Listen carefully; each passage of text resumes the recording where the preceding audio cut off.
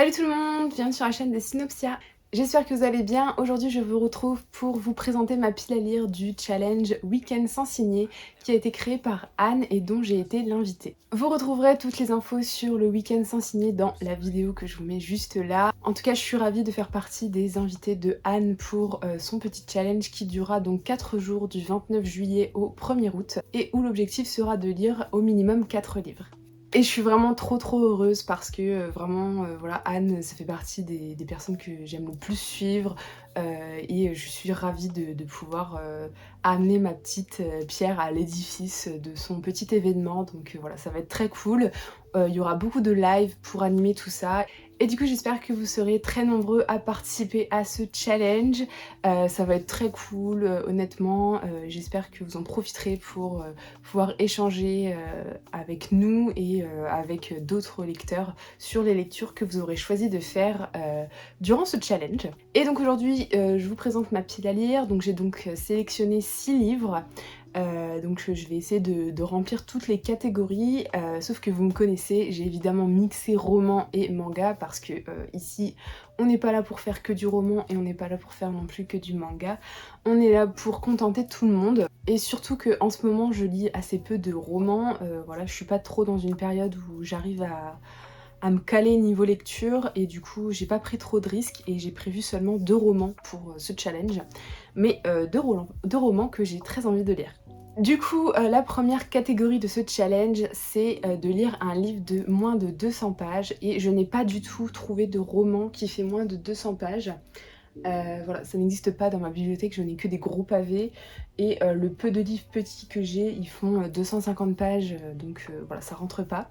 Du coup, je me suis tournée plutôt vers un manga, et un manga en plus que j'avais prévu de lire cet été, donc ça tombait bien.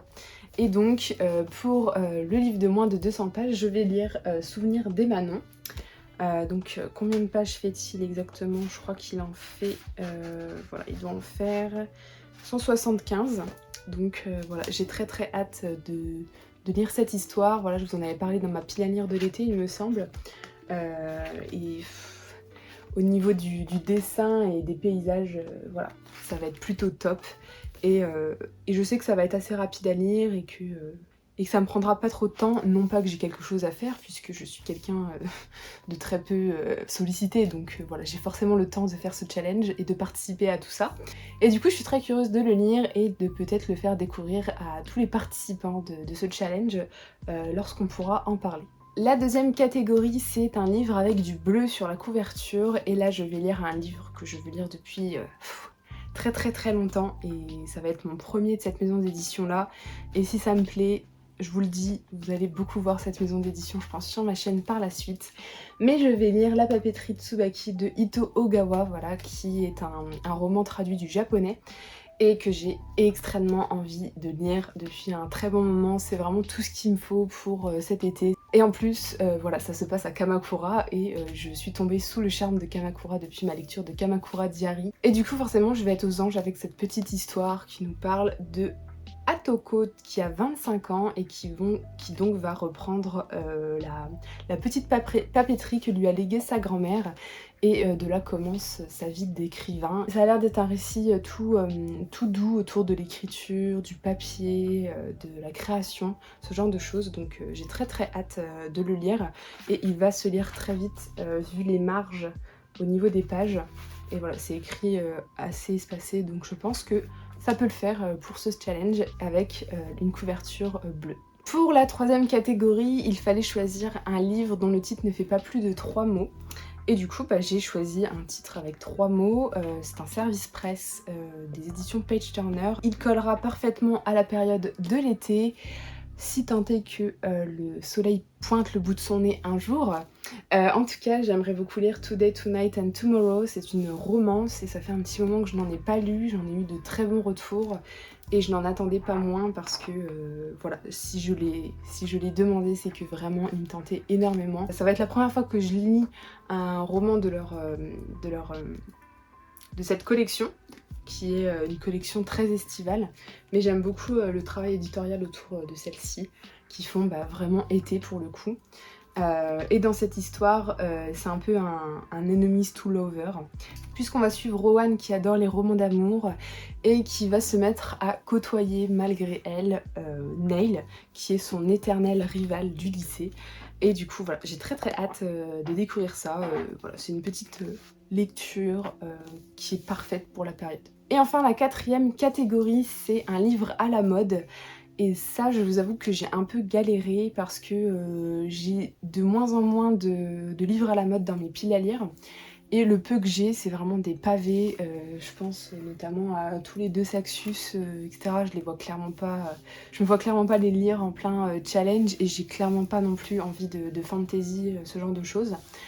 Et du coup m'est venue l'idée d'un autre livre qui est un roman graphique et que je n'ai pas sur moi d'ailleurs, mais il s'agit de Heartstopper, le tome 4, voilà, donc, que j'avais précommandé à sa sortie en mai.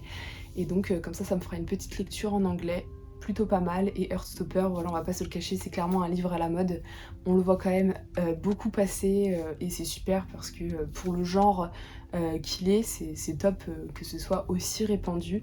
Et voilà, pareil, c'est une lecture toute mignonne, avec des thématiques assez profondes et importantes à traiter, je trouve.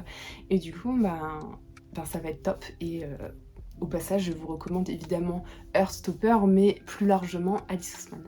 Et donc ensuite, vous avez deux catégories bonus, et donc je vais essayer de les compléter. Donc là pareil, ce sera que avec du manga parce que j'ai pas non plus envie de me charger avec des romans, surtout que en ce moment dans ma pile à lire romans, j'ai très peu de romans qui me font très envie. Voilà, en ce moment je suis plus trop dans le mood fantasy, etc.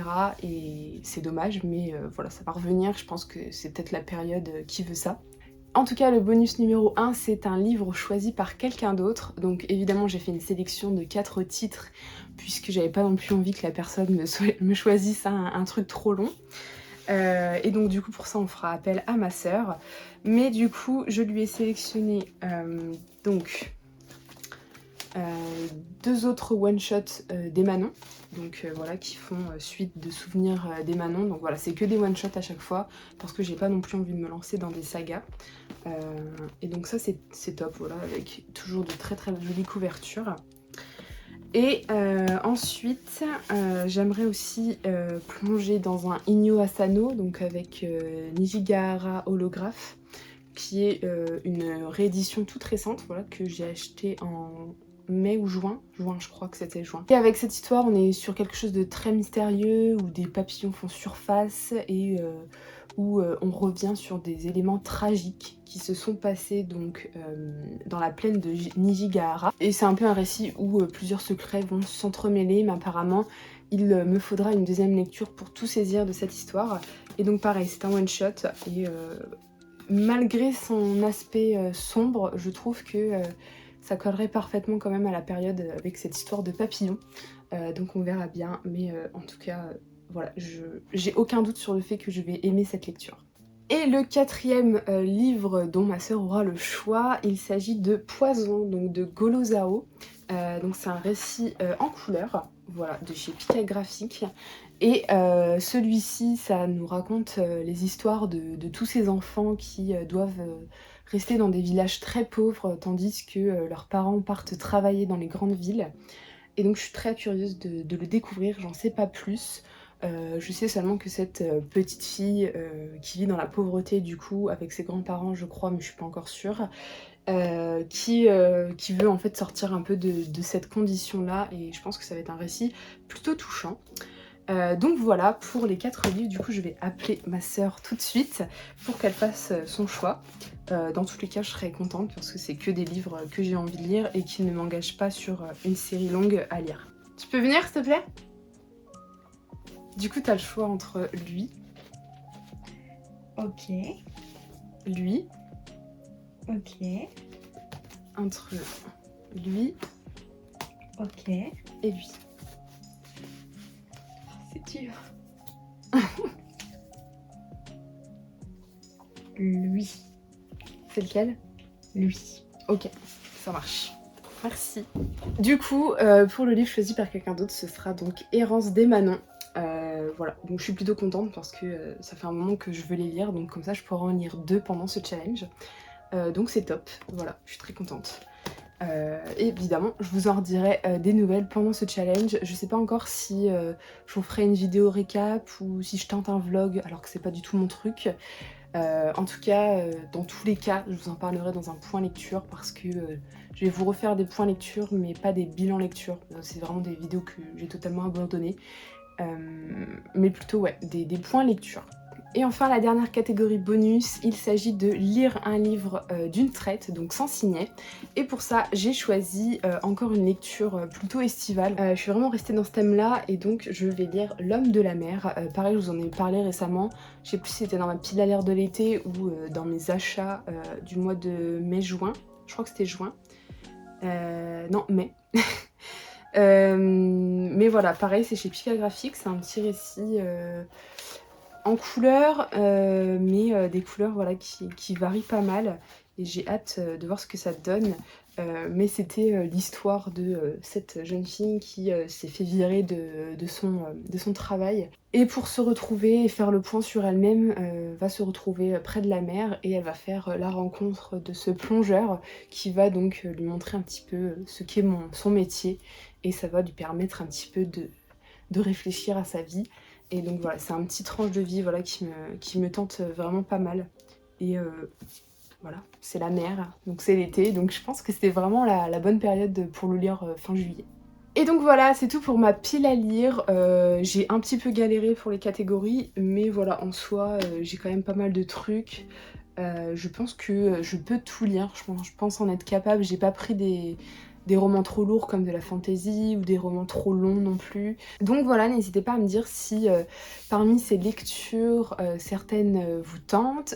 Vous, de votre côté, si vous participez à ce challenge, quelle est votre pile à lire? J'aimerais beaucoup lire ce que vous comptez lire pour ces 4 jours qui vont vraiment être fun.